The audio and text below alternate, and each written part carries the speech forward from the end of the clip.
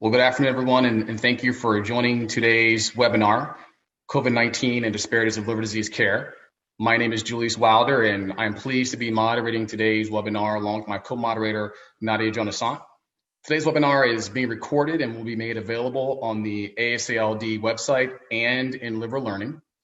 This webinar is being brought to you by AASLD and its over 6,700 members.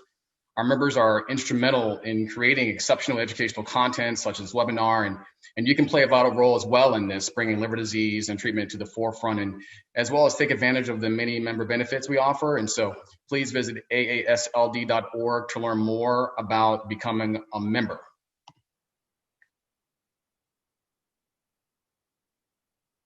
My co-moderator, as I mentioned, is Dr. Nadia L. Jonasant, who's the Medical Director of Hepatology and the Vice Chair of Diversity at the University of Pittsburgh in Pittsburgh, North Carolina. I'm sorry, in Pittsburgh, Pennsylvania, United States. My name is Julius Wilder. I am an assistant professor and diversity chair here in the Duke Division of Gastroenterology, here at Duke School of Medicine and the Duke Clinical Research Institute here in Durham, North Carolina, United States.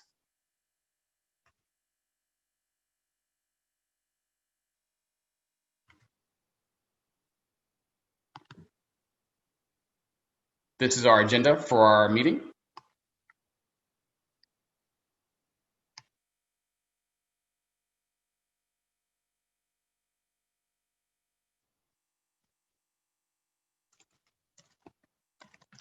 Trying to get our slides to advance here. If you have any questions, please submit your questions anytime during the webinar in the Q&A box at the top or bottom of your screen, and we will certainly get to those questions at the end of the presentation. Next slide.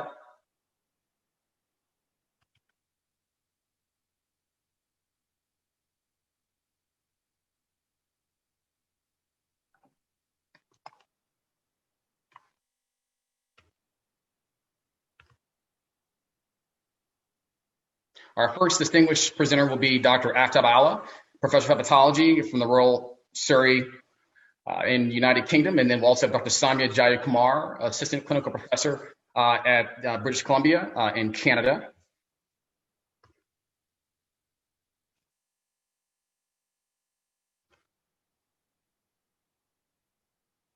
We also have a wonderful group of webinar panelists, including Dr. Andrew Reynolds, Dr. Carla Brady, Dr. Sherry Rogel, as well as Dr. Mayor Brahmania. Next slide. We're thankful for the support and guidance from the COVID-19 Clinical Oversight Subcommittee. Next slide, as well as the AASLD Diversity and Inclusion Committee.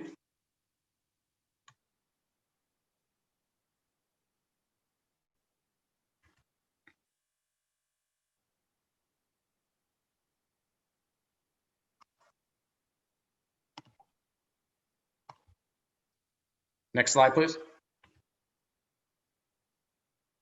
Now we'll get into the sort of discussion around the social determinants of COVID-19 and disparities in liver disease. Next slide.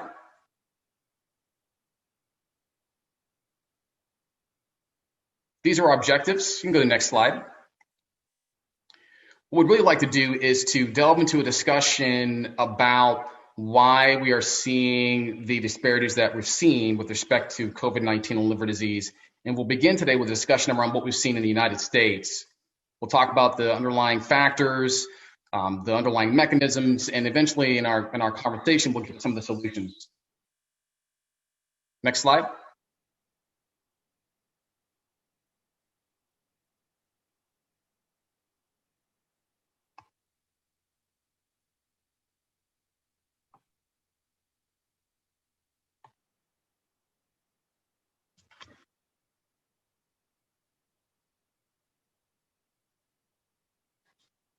So if you look at this slide here, what we're looking at is the overall disparity that we see in the United States with respect to COVID-19. We're looking at cases, hospitalization, and death by race and ethnicity.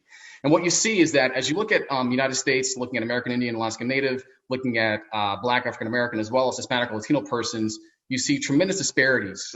This is with respect to cases where they're 2.5 to 3 times more likely to have more cases. 4.5 to 5 times more likely to have issues around hospitalization, and death rates that are in the 1.5 to 2 times range in terms of COVID-19. And so the question then becomes, why are we seeing such high cases, hospitalization, and death rates by race and ethnicity in the United States? And what we want to do is to begin to delve into the mechanism driving these disparities.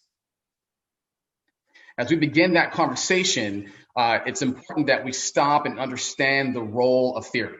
If we're going to create and understand and properly contextualize the mechanisms and then create interventions that are actionable, we must first sort of take a step back and understand what's driving this. And so I present fundamental causal disease theory, something as a medical sociologist that I subscribe to.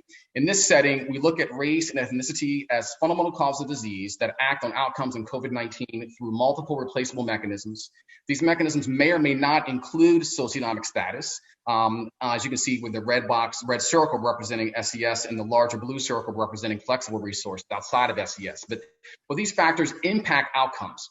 And so the other important piece to this is that not only are there multiple mechanisms in terms of how race and ethnicity impact COVID-19 outcomes, but those mechanisms are dynamic over time. So we see these disparities right now with COVID-19 in terms of death, but what will that mean when we have a vaccine? Or how will those disparities look when we have an actual cure? Similarly, if we were to dive down now to really sort of understand those mechanisms, there are a couple that we'd like to highlight as we begin our conversation. The first being the virus and the quarantine, because there's the impact, the direct impact of the infection, but there's also the economic impact. This being the worst recession and fastest and steepest we've seen since 1990 worldwide. And so those individuals who are closest or really at or below the poverty level prior to this economic crisis caused by COVID-19 will be disproportionately affected by the economic impact of the quarantine.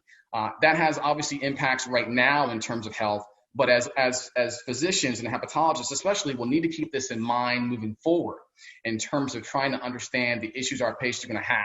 But certainly, worse health outcomes right now are largely, at least in part, being explained by the lower SES patients had at the beginning, prior to the pandemic. Now, where you live has become a really important issue that we've recognized with COVID-19 as well. In the United States, we speak to this in the literature as sort of residential segregation, where you have individuals of various races and ethnicities that are concentrated in certain areas. In that area, your neighborhood and those neighborhood effects have an impact. And so we're talking about a pandemic that's a communicable disease. And so living in a higher density area means that it's more difficult to social distance. And oftentimes when these are predominantly Black or Hispanic Latino neighborhoods, it impacts resources around in terms of hospitals and specialists in hospitals. They're often higher mortality rates. And so here you're seeing, for instance, just in one city, in New York City, the drastic differences in terms of case rate by zip code. And if you were to overlay other factors that we know are important, like SES, or if you were to overlay other issues like race particularly, you would see a similar pattern in terms of the concentration and the outcome with respect to COVID-19 cases. Along those same lines, occupation has really come to the forefront as a health issue, something that we've never really, I think, really bridged or understood to the extent we do now in medicine. As we try to understand those CDC results we saw at the beginning of this talk, we see that looking at occupation, Black, Hispanic, Latino populations are overrepresented among essential workers, frontline workers, critical infrastructure workers. That means that they have to go to work. It means that the work they do exposes them to more people, hence greater risk of COVID-19. And it also means that they are unable to work from home, which is something that many of us have been able to benefit from in terms of the quarantine. Combine that with low wage as well as lack of health benefits, all of this sort of contributes to what we're seeing with respect to the outcome in these populations. And so, we've talked about fundamental causes disease theory and how race and ethnicity, particularly in the United States, is the fundamental cause of the disparities in COVID-19. These same mechanisms probably are contributing to what we're seeing in liver disease as well, and certainly are mirrored around the world. And our ability to address these begins with the conversation like we're having today, where we begin to understand the role of SCS, begin to understand the role of things like neighborhood. And I think for the first time, we need to begin to really engage in tough but honest and necessary conversations around the role of structural racism in the United States and around the world as a contributor to the disparities that we are seeing. So thank you so much, Dr. Wilder. So I'm going to speak a little bit about the downstream effects. So I think Dr. Wilder set us up pretty nicely for talking about the social determinants of health. I think the problems that come thereafter are some of those listed on the left side of this slide, which are the delay in diagnosis, decreased access to care, a delay or lack of care, and increased exposure. What I'm hoping we'll be able to spend some significant time doing is talking about solutions to these problems. And I don't mean to trivialize this or simplify, some of them being telemedicine, flexibility and resource allocation, meaning human allocation of resource, meaning our doctors, frontline workers, respiratory therapists, and nurses, the physical plant, meaning the amount of hospitals, ICU beds, et cetera, that we have access to, the machines, for example, ventilators, and the medications, meaning antiviral therapy. In addition to that, I hope we'll focus some time talking about protection. And I think as we transition and become a little bit more nuanced in this area, we can speak about PPE. But I think as time goes on, we really want to concentrate on how we provide vaccination for our most vulnerable populations and minority populations moving forward. Next slide. So I do want to talk a little bit about specifically the disparities that come about in regards to outcomes, specifically for our patients with chronic liver disease and cirrhosis. In this paper that came out earlier in June of 2020, earlier this year in June of 2020, you can see on the right side of the slide that those patients who have cirrhosis have a significantly higher overall mortality when hospitalized for COVID-19. Next slide. In this paper done by Moon et al., we can also see that it's not just death. So when we look at case fatality rate, we can see in A that consistent with the physiologic response that we would expect, those people with chronic liver disease, and then increasingly so with Child's A, Child B, and Child C cirrhosis, have greater fatality when it comes to COVID-19. But in addition to that, as we can see on the right side of the slide in B, that those patients who also have cirrhosis are more likely to decompensate in this setting. And obviously we know decompensation is a surrogate for poorer outcomes down the road. So COVID-19 does have a disparate effect on those patients with longstanding liver disease. Next slide.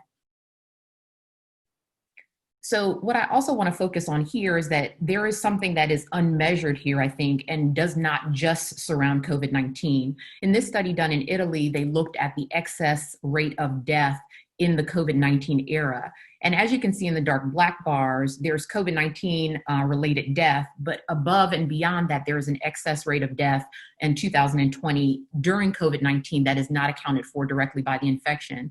What I'd like to be provocative and say is that probably somewhere is the social determinants of health, lack of access to care across the continuum, whether it be cardiac disease, liver disease, or otherwise, and people are essentially going undiagnosed or have poor access to care or afraid to return to care in this setting and are succumbing to their chronic diseases. Next slide. Lastly, I do want to point out that I think as we go on that some things may slip through our fingers during the course of this. As we start this reallocation of resources towards COVID-19, I think the things that are going to affect us are the things that deal in our chronic disease mechanisms. As we all know, there's a global effort to eliminate hepatitis C in the world. And I think as we see in this journal and pre-proof that is going to be published in Journal of Hepatology later this year, next slide, we are going to lose some things and possibly stagnate in the things that we might be able to accomplish globally. So what they did here was they essentially modeled what would happen if HCV programming was delayed 1 year, the status quo being no delay at all. And what you can see in the bars that are going towards the left is that there are going to be a decrease in the number of new diagnoses between 2020 and 2030, somewhere in the range of 900,000 cases. In addition, there'll be a delay or a decrease in the number of new starts of medication, somewhere around 800,000 new starts of medication. And as a result of that, consistent with what we see with the elimination of Hep C leading to decreased HCC incidence, we are going to see likely more increased liver-related death and incident HCC over the next decade if we continue to delay and basically are continuing to pay more attention to what the acute issues are. Some of our long-term and chronic issues and elimination issues may fall through the cracks. Next slide. Lastly, I just want to briefly touch on the idea of organ procurement and transplantation. And I'm going to focus really on A and C here. If you look at the upper left-hand corner in A, what you essentially see is as the number of COVID-19 cases in France jumped from February 28th to April 3rd, there was a significant decrease, which you can see from the blue line in the number of transplanted organs over that time. And what you can appreciate in C is this same dynamic in the US as cases jumped from March 6th to April 10th. So what this essentially says here is that as we, again, resource allocation is going towards more acute issues, mainly COVID-19, there will continue to be a decrease in some of the things that we are able to provide our patients, mainly in urban settings, because those are where the transplant centers are. I would like to say before I move on is that you could essentially overlay anything with the COVID-19 line, essentially, right?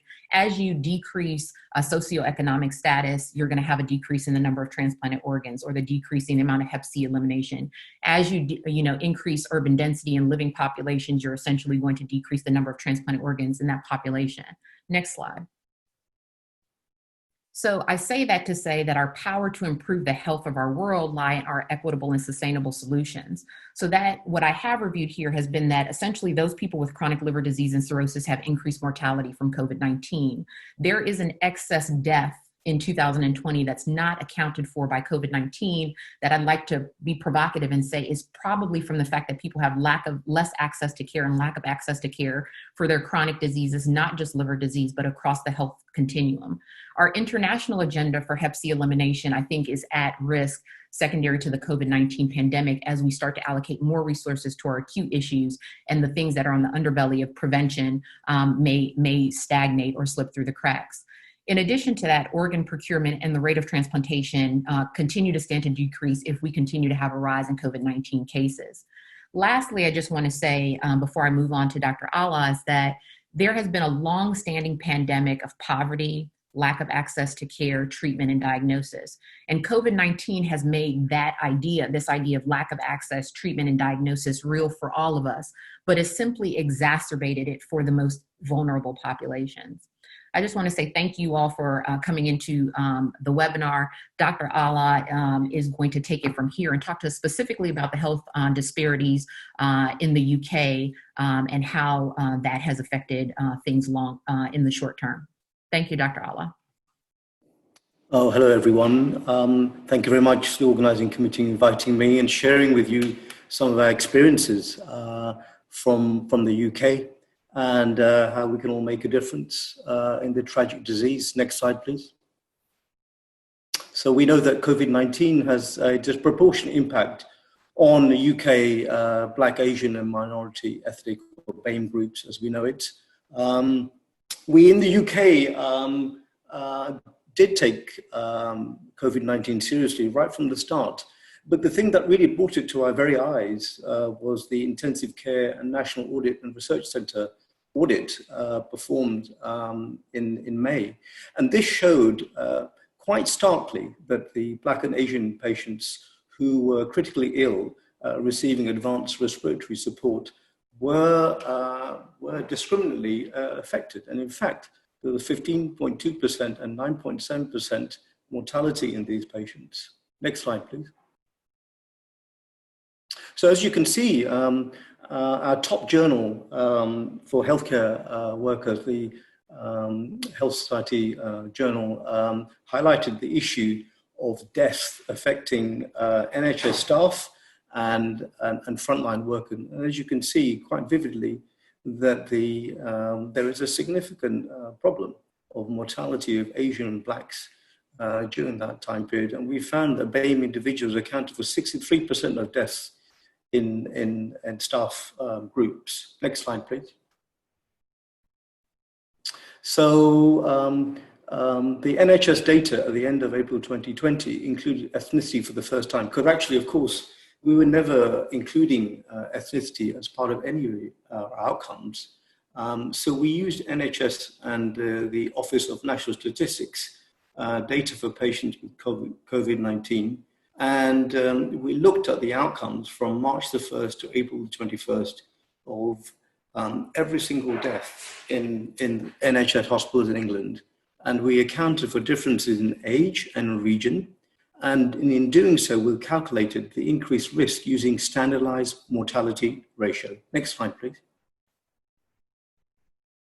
And as you can see, this graph, the series of bar charts quite eloquently shows that if you adjust for age and region, the significant features are here that Asians and Blacks fear predominantly in the mortality. And by Asians in the UK, we usually refer to Asians as being individuals who come from the Bangladeshi, Pakistani, and Indian subcontinent. As you can see, very tragically, that the standardized mortality ratios of Bangladeshi, Pakistanis, and Indians with blacks do fare a significant proportion of deaths compared to white indigenous population, adjusted for age and region.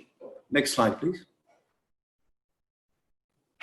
And again, without laboring the point, you can see also that there are some degree of differences between males and females, particularly in the Indians, where the Indian females are over 1.5 times more likely to die compared to their Indian male counterparts. And of course, the black and Bangladeshi and Pakistani communities are unfortunately twice as likely to die from COVID-19 compared to white ethnicity.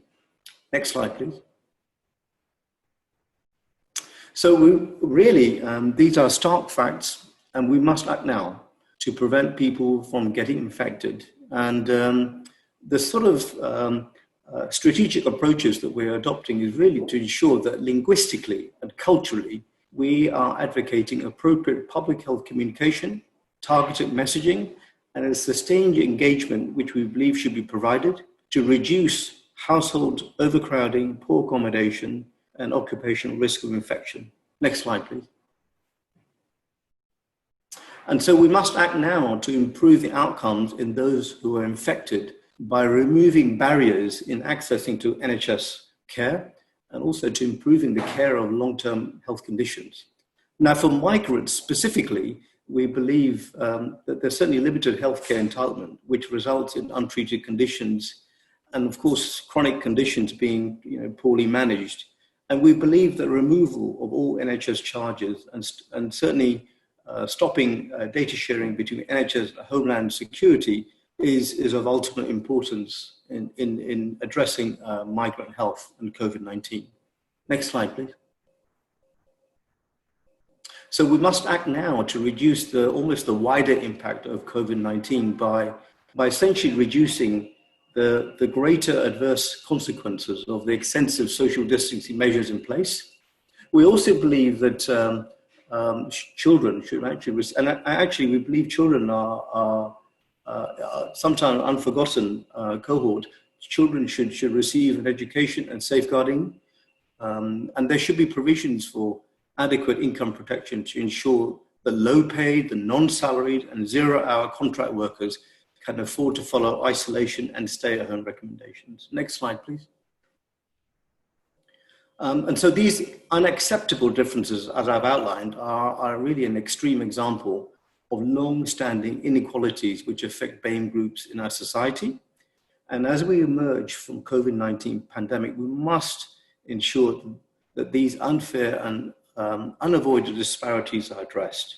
Next slide, please. So mitigating the response to ethnicity and COVID-19, the UK Public Health Research Strategy, now published in August, with the support of NHS England and the British government, have assigned over £4 million to fund 6 groups in the UK to look at specifically on ethnicity and COVID-19. And as you can see, the 6th group that have been selected, including our group, they look at different aspects and different themes to COVID-19 and BAME. So, for example, just picking groups in order, University of Leicester, they're specifically looking at the COVID-19 ethnicity, particularly in healthcare workers, and tracking these group of individuals over a 1-year period by antibody and antigen testing. The group at UCL London are looking specifically at minority, ethnic and migrant groups, and particularly household transmissions, how it affects comorbidities, occupational healthcare usage, and so forth. Our group is particularly looking at behavioral change, how the COVID-19 risk can be delivered and targeted using culturally appropriate health interventions. Professor Julia Hipley-Cox's group at University of Oxford is looking at 40 million primary care health records and looking at the risk of infection and death from COVID-19. Other Leicester groups are looking at UK Biobank cohorts of nationally linked COVID-19 data. And finally, and importantly, there are groups in Aberdeen looking at BAME participants in clinical trials and the factor that may reduce transmission. Next slide, please. My final slide is really to acknowledge the enormous efforts that have gone into the mission for COVID-19 and ethnic minority groups. And these are my acknowledgements to my group and to NHS England, as well as Public Health England. Thank you.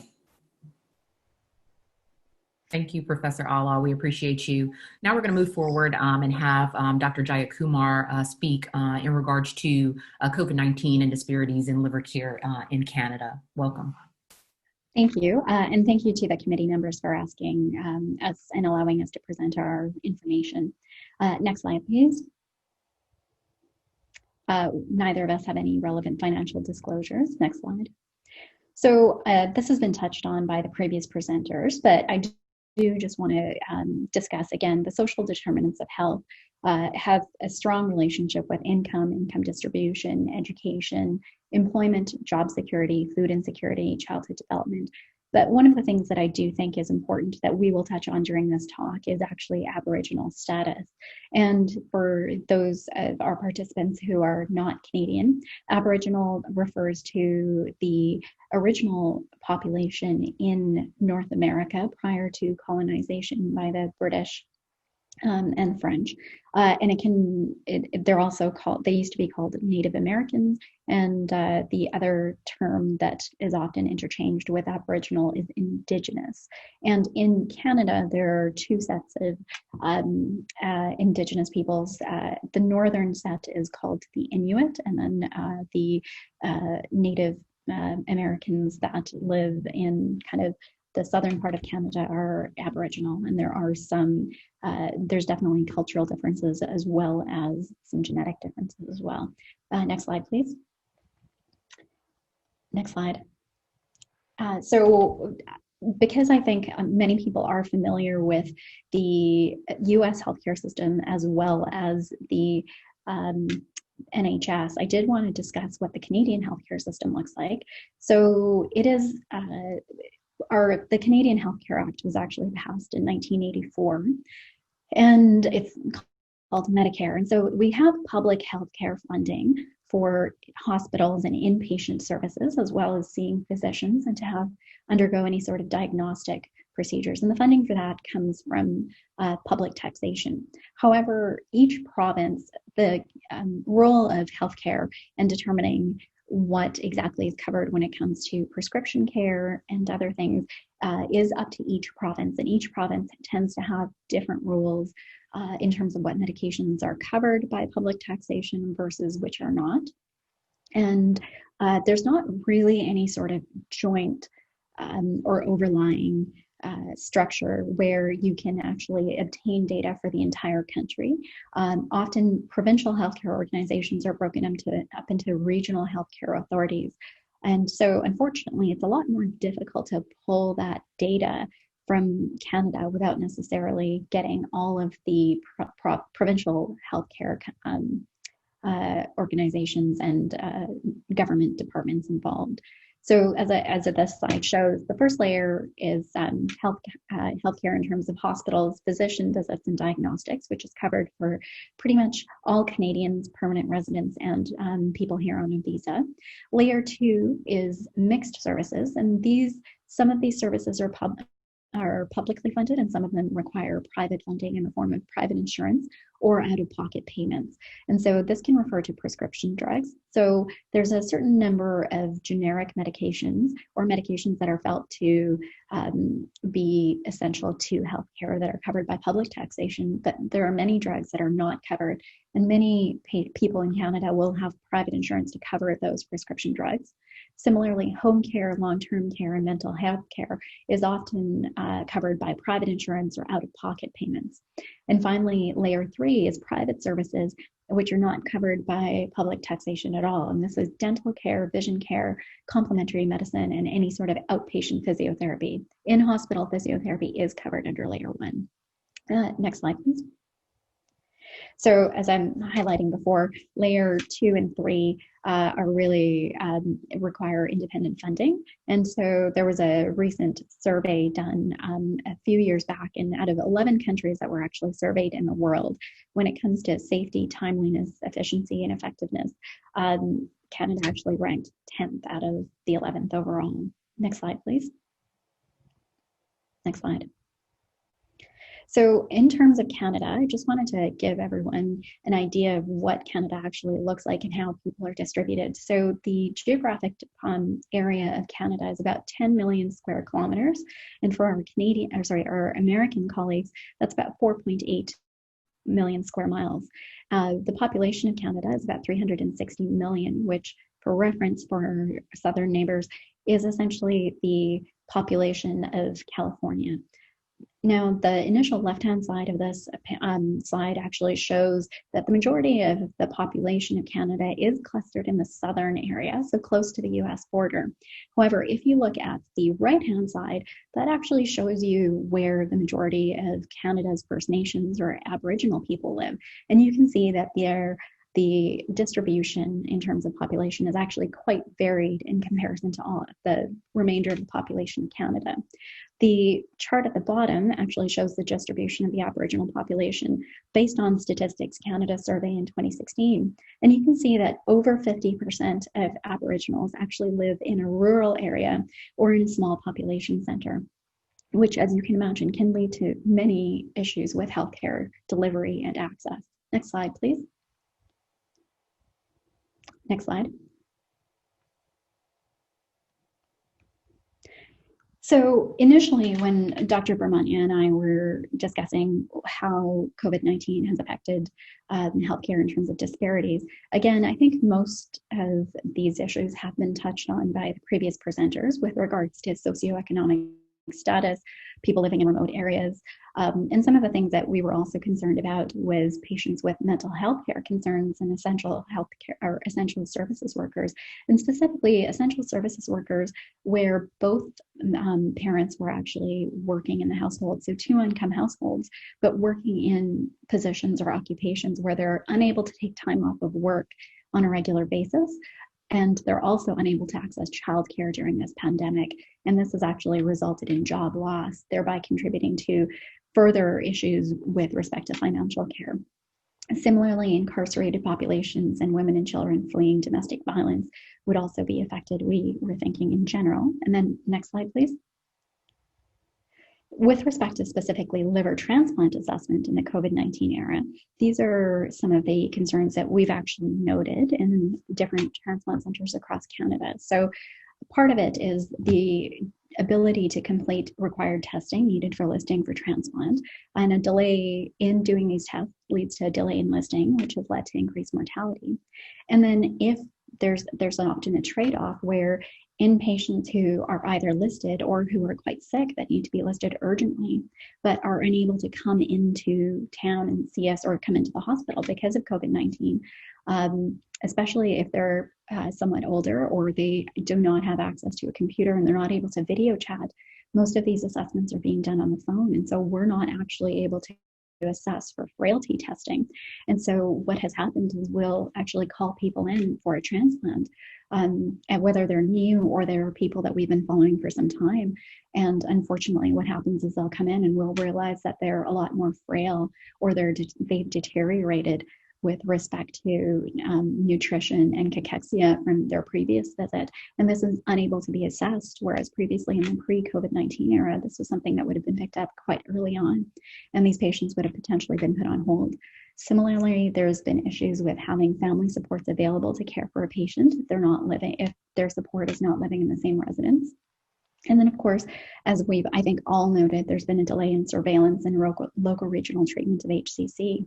Now, one of the things I do want to point out is, as I said before, Canada is a very large area geographically, and because of our population, it's a smaller population, we have 7 transplant centers in Canada, generally spread throughout the 10 provinces and 3 territories. And so what that means is that while most academic centers, if they're not a transplant center, do have transplant trained hepatologists, in order for them to be ultimately listed and actually get a transplant, they do need to be able to come in to the city where they're undergoing their transplant with family members in town. And this may actually be anywhere from a 5 to 10 hour trip away from where they actually live.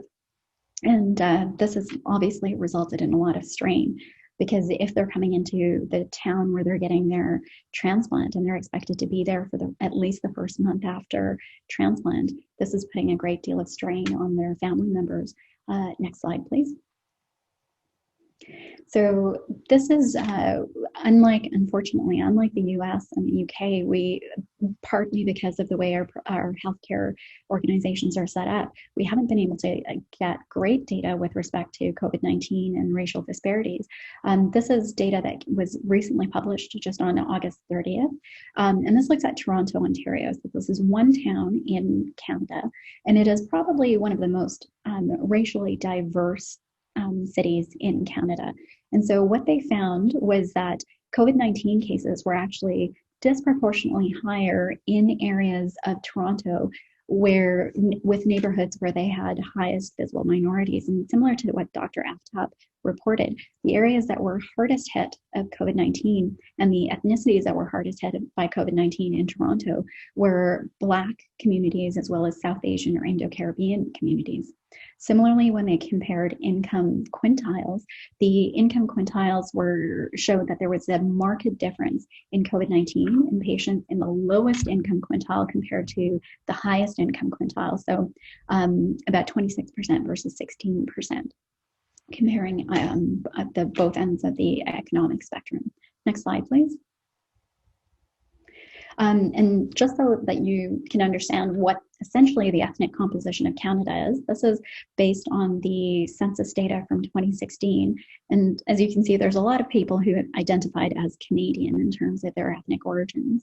But there's a lot of English, Scottish, and French, which would make sense given that the English and the French were the first to colonize. Note that I did not say to live in Canada, but to colonize Canada. And then you see a lot of Europeans, and then you start seeing more East Indians. And part of that too is also based on the immigration lottery and point system that is awarded when people immigrate to Canada. Now, in terms of the ethnic composition, there's about 2 million people that identified as Europeans, of which 15.1% were about first generation. Now compare that to about 6 million people who identified as Asians, and Asians in this situation includes East Asians, South Asians, and the Middle East. And of that, about 70% of people were actually first generation. So there's a much larger proportion of people who are first generation Asians in Canada than compared to first generation Europeans. And Europeans generally tend to be French, British, German, Italian, Ukrainian, Dutch, and Polish, as per the 2016 census data. Next slide, please. So because we've talked about how COVID-19 has affected healthcare, specifically with regards to access to healthcare and mortality, I also wanted to talk about how COVID-19 actually affects care in ways that we wouldn't necessarily think about. So this is actually a patient that was seen in our center. This is a 21-year-old female who was transplanted in January of this year for an accidental Tylenol overdose. She lives in a remote community requiring travel by ferry and then bus in order to travel to the transplant center, and the travel time is approximately 6 hours. The community is primarily Aboriginal and less than 10,000 population. There's no hospital in the community, and the nearest care center is about 3 hours away. In July of this year, she developed acute cellular rejection that was not responsive to steroids, and she actually had to travel to our center, so again, 6 hours away for steroid pulse, and then she ultimately received ATG. She initially traveled to the transplant center with a family member, but they themselves ended up becoming ill and required admission. she responded to the ATG, but now she's actually not allowed to go back to her community because there's a stigma associated with her having been in a big city and the risk of her bringing COVID back to the community that she's in. So now she's living alone in a hotel room in the center, or in the city where she had her transplant. She's unable to video chat with family at home because the community that she's living in doesn't actually have cellular coverage to allow for Skyping or video chat. And she is able to actually call them, but it's certainly not the same. And she's now developed new onset depression. So I think this is a hidden healthcare issue that we'll be seeing more and more, especially with regards to transplant. Now, I will say that there have been measures to undertake the problem of access to rural healthcare, and specifically our Aboriginal population, in various areas of Canada. And I would say the one center that's actually done an amazing job with this is Manitoba, and they will actually have one of their hepatologists go out there on a regular basis, and this is about a 10-hour trip, and this is very northern Canada, and they stay there for about 2 weeks on a regular basis, and then work with one of the nurses that's actually stationed at the site there. So I do think that one of the things that we'll need to be able to do going forward, especially as COVID-19 has highlighted the disparities in access to healthcare for remote populations and our Aboriginal population specifically, is to have more outreach programs. And specifically, the problem with doing just outreach is that one needs to actually be able to build up trust within the communities, because there is an element of distrust of healthcare and government as well in a lot of our communities. And so we need to have a stable group of people going on a regular basis in order to establish trust. And this needs to be a Canada-wide initiative as opposed to something that's really been done great in one province, but really needs to be much more well-tuned in other provinces. Next slide, please. And so we actually sent out a survey of responses to Canadian hepatologists with respect to asking them how they felt COVID-19 had affected their ability to provide healthcare. And next slide, please. And similar to what you would expect, we had a large number of respondents feeling that healthcare had been affected adversely by patients living in remote locations, patients who were socioeconomically disadvantaged, and then also in patients who had mental health or addictions issues.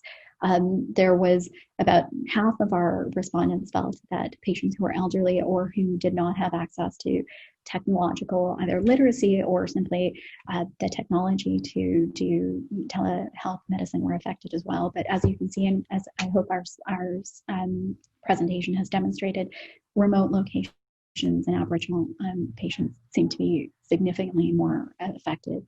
Unfortunately, we don't necessarily have the statistical data to report this. Because the data that I showed you from Toronto, again, that's a very high density population center, and there's not really reservations in Toronto. And that's our presentation, and I think we'll open it up to questions now.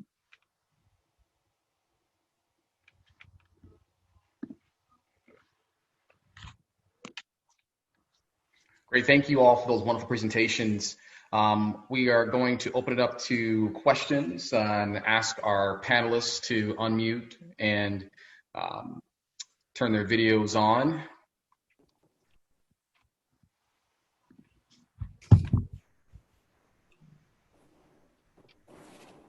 And so we have a number of really interesting questions, and sort of a very recurring theme here has been this idea of race and ethnicity and how they intersect with socioeconomic status. Now, the data in the United States would show that the disparities we see in COVID-19 exists despite controlling for things like education and income and occupation, that these mechanisms are sort of undercurrents associated with it.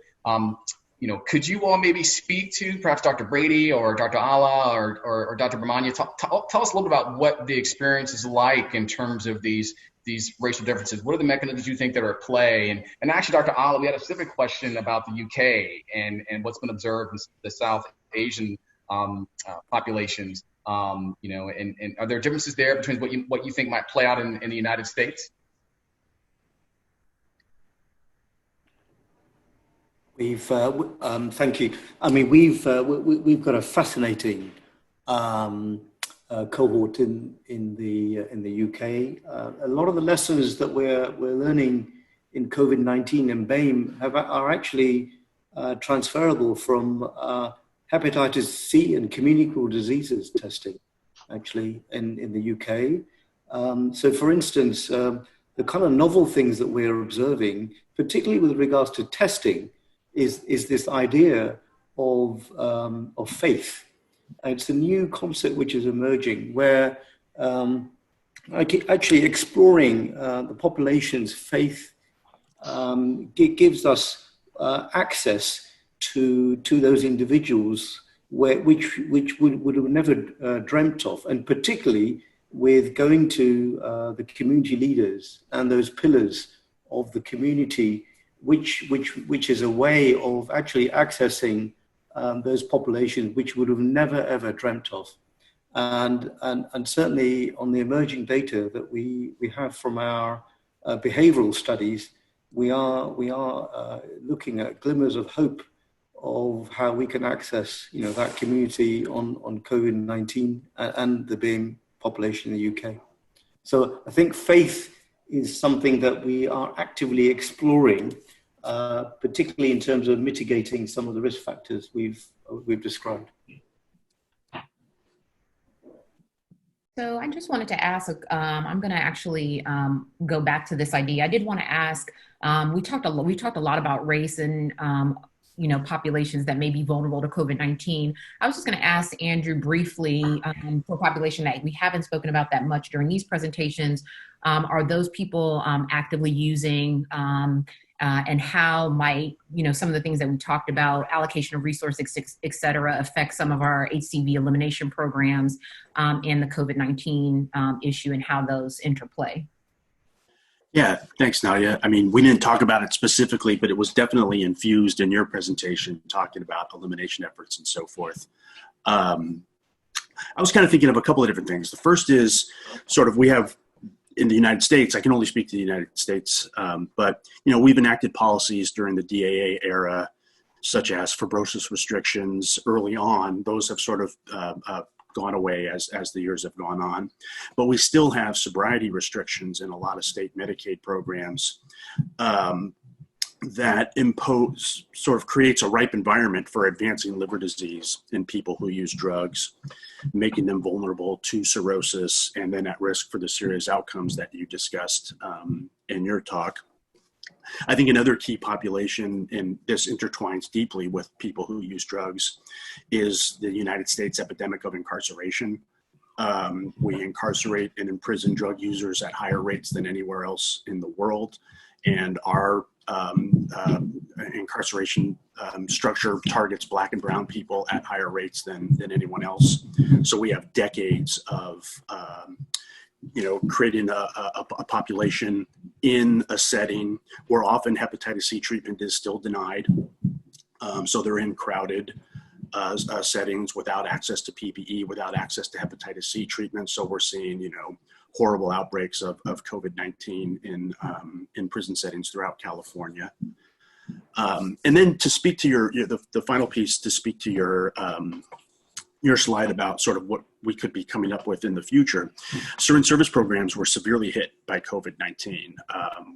Don Desjardins and colleagues did an early study in early April, and about 43% of syringe service programs decreased their services, and that includes medication-assisted therapy, testing and treatment for HIV and hepatitis C, and over a quarter of SSPs actually had to shut down, either because of outbreaks within their community, within their staff, and that type of thing. And then the last one I want to throw out real quickly is a health disparity that is, unique to people who use drugs, and that's drug overdose deaths. And COVID-19 appears to clearly be exacerbating this. Over 35 states have reported increases in drug overdose deaths this year compared to last year. In some cases, as high as 60%. So I think we could make sure that our patients who use substances have access to naloxone, or at minimum partner with organizations that do that. So those, I think, are a couple of key issues for people who use drugs in the COVID-19 era. Dr. Rogel, when you think about some of these vulnerable populations that we've sort of touched on, in the setting of COVID-19, as well as thinking about liver disease and the disparities that exist there, I mean, how do you approach these populations, you think, in terms of your practice and your community, the best way to engage them, to provide the resources they need? What are your thoughts on that? And what are the things you've seen maybe that have been successful or mistakes that have been made? Yeah, thanks, Julius. Dr. Wilder. I think, first of all, that health inequity is sort of a structural problem that requires structural solutions. And, I'm an implementation scientist, and the way that we focus on getting evidence-based practices to be used in the real world is to focus on really active approaches to implementation. And this means that first, sort of having to describe we need data so that we can describe sort of where the gaps are. And then really to take an active approach that's stakeholder engaged. And so, for example, in the VA, when we were working to eliminate Hep C, and we've done an amazing job of reaching over 85% of veterans who are viremic. What we focused on was really, again, being proactive rather than reactive, because a sort of passive approach to implementation leads to people who have resources and people who are engaged in the healthcare system already taking advantage of the opportunities, whereas people who are disenfranchised or who are more vulnerable missing out on opportunities for evidence-based healthcare. So with Hep C, what we found was that we were able to engage a pretty vulnerable population of veterans who were homeless, not engaged in care, had other sort of comorbidities such as active substance use, by really taking this active approach. So we focused on reaching directly out to veterans wherever they were, engaging with the programs that engage them for other purposes. We also, direct outreach and this population level approach that I think is what we're going to need with vaccination for COVID, where instead of relying on an individual provider doing whatever they do to normally reach out, that we really track the population and build in implementation strategies that overcome barriers, such as we did things that built up the infrastructure within the VA to track patients, but also to build staff support and build skills and capacity over time. That's awesome. I think Dr. Rogel mentions a good point, I think, to transition, just to talk a little bit about vaccination. Dr. Brady, I wonder if you talk briefly about what you see as some of the issues that might come up in regards to the vaccine trials and engaging minority populations and vulnerable populations in those trials. And then if I could have Dr. Jayakumar and Dr. Alla follow up about maybe there being individual issues in the UK and Canada in regards to these same populations. Certainly, there have been well-described racial and ethnic differences in exposures to clinical trials and participation in research leading to vaccinations and medical therapies here in the United States. And there are a lot of probably well-identified and maybe some less well-identified or less well-characterized reasons for this. We certainly know that there's some disparity in exposure to information about clinical trials and medical research. There's also disparity in the attention that people may actually pay to the information that's provided. And these differences in exposure and differences in the attention that people pay to this likely due to differences in who has access to the educational venues necessary to promote research. Also differences in the racial and ethnic composition of participant models that are used to provide education or advertise medical research. And there are also a lot of differences in the level of cultural appropriateness in the messaging that is used to try to disseminate information about clinical trials and participation. So, those are measures that would need to be overcome. Additionally, there's a lot of concerns about mistrust in the scientific community, and also a history or legacy of challenged engagement of medical institutions and academic medical centers with the surrounding communities that they are supposed to serve. And that too has created some challenge with the ability to diversify clinical trial participation and medical research regarding medications and vaccinations. So Dr. Alla, just to follow up, you had spoken briefly in regards to faith-based and how the faith is going to be a huge issue moving forward and engaging. And obviously your portion of the trials in the UK have to do with behavioral change. Where does this kind of lie in the UK domain? Is there something different that we need to be looking at, or is the historical context different for these minority populations or vulnerable populations? I guess building on Dr. Brady's comments on mistrust, we are finding a significant, some of the early work describes, particularly within the Black population, that there is a huge mistrust and almost a segregation of those factions. There's mistrust between the NHS staff, mistrust within the NHS organization, and that's just the tip of the iceberg, let alone participation in clinical trials. I suppose in terms of the faith angle, we are finding that we feel that's an untapped source of engagement. We feel that certainly if we can find some synergy between the faith groups, that would go some way towards participating in improving the engagement of those hard to reach communities.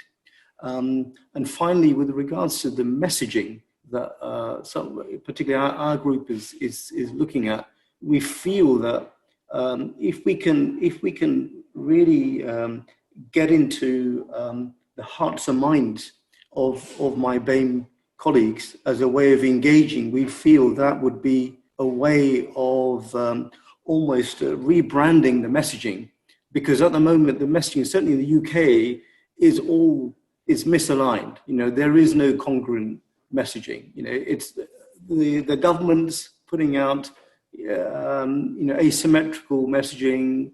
There's a need to be a cohesive messaging across certainly across the UK, and I believe in other countries, to make sure that we're all saying the same thing. I mean, it doesn't help that that obviously the experiences change. It evolves over this is a moving target. The experiences and the evidence changes as we go along. So I guess things, we have to keep up with that.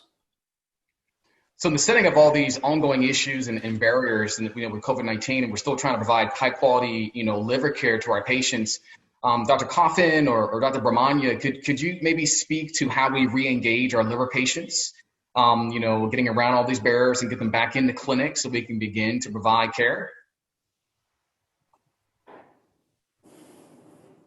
Yeah, thanks for the question there, Julius. For us at our particular clinic, we're very diverse. We cover a wide population in Southern Ontario that has diverse demographics. Again, we're trying to facilitate easiness for our patients. We're trying to do video conferencing, telephone visits.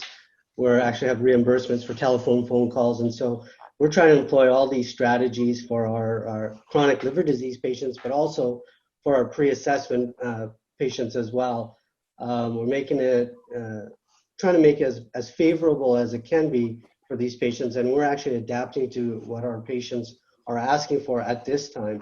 As you know, many of our patients are scared to come into the hospital, and so we're setting up different rooms in the hospital or just outside small communities that have these video conferencing capabilities, and we have trusted partners that can help manage these patients for us. This could be different in other parts of the province, and so I'll let Dr. Coffin and J.R. Kumar comment on their experience. Yeah, it's certainly similar in Alberta, that we're also trying to do more outreach and travel to rural communities, as well as providing telehealth. And it is now reimbursed. Telehealth is reimbursed in Alberta since they've instituted special billing codes during COVID-19. And another important thing to highlight, which was mentioned in Dr. Jayakumar's presentation about the diversity and the number of first-generation immigrants. So it's important that we overcome language barriers. And so in Alberta Health Services does have a language line, and so you could call and have the assistance of an interpreter when you're talking to your patients, which is obviously very important and useful. I think one thing that, as going through this presentation that I've noticed is that, we're a little bit envious of the NHS and the VA system, where you have this population level data that you can rely on to figure out these disparities. Certainly, our Prime Minister has been taken to task about providing data on COVID-19 and the health disparities. And Samia did show a slide on that. That's just come out recently, but it's really highlighting what's happening in the United States as well as the UK. And certainly one of the problems that has been evolving with that is recent data has now shown that, the patients with a higher socioeconomic status are sending their kids back to school earlier than those that are socioeconomically disadvantaged or have higher COVID-19 rates. And so the question now then becomes is that, a lot of times inequalities are systematic. Now, are we again instituting another systematic inequality here in terms of our kids getting educated and how they're getting educated? Because I think most of us would agree that this online form of education is probably not the most ideal than in person. I think Dr. Brahmani puts up a great point for transition. I do want to be respectful of everybody's time.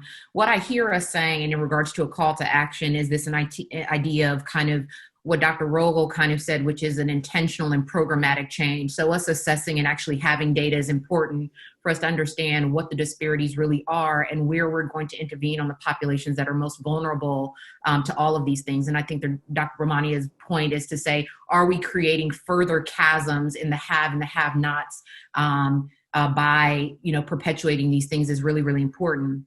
The other thing that I hear is really one of public health, and the call to action I think that we all believe is true is a public health one, and that's meeting people where they are, whether it be people still using drugs, people near homeless, veterans, people with low literacy, people in very, very congregated and high population areas, meaning people that are in prison or just live in very, very highly populated urban populations. So meeting people where they are and speaking to them in a voice that they can actually hear. And I think that that's our responsibility. I'm just urging us as a society to continue to kind of push forward, because we interact with these populations probably more so than any other subspecialty in the entire world. And I just want to thank all of the people who have been here, the speakers and the panelists, for their insights, and just say continue to do your good work where you are. Dr. Wilder, I'll turn it over to you. Yeah, and we just want to thank everyone for joining us for the webinar. To Dr. Jonason's point, this is a call to action to move forward. We have seen what happened with this pandemic. This is not the last pandemic, and quite frankly, we've been dealing with the pandemic of racism and poverty and vulnerable populations for a long time. And so, what this does is, as we move forward, is how can we use this as an example to spark the kind of research and the kind of efforts to address these issues, these systemic problems that are driving the disparities that we're seeing. And we are in a position to have a dramatic impact because of who we are and the kind of work that we do. And we want to say thank you to the ASLD, to the COVID-19 Oversight Committee, as well as our Diversity Committee for organizing this. This is just the first part of a conversation. We're going to have an ongoing conversation about how we as a society can do a better job of addressing disparities in liver care and its interaction with the ongoing pandemic that is COVID-19. So thank you all so much for engaging and being a part of this. And we're excited about the work that we have moving forward. And we wish you all the best.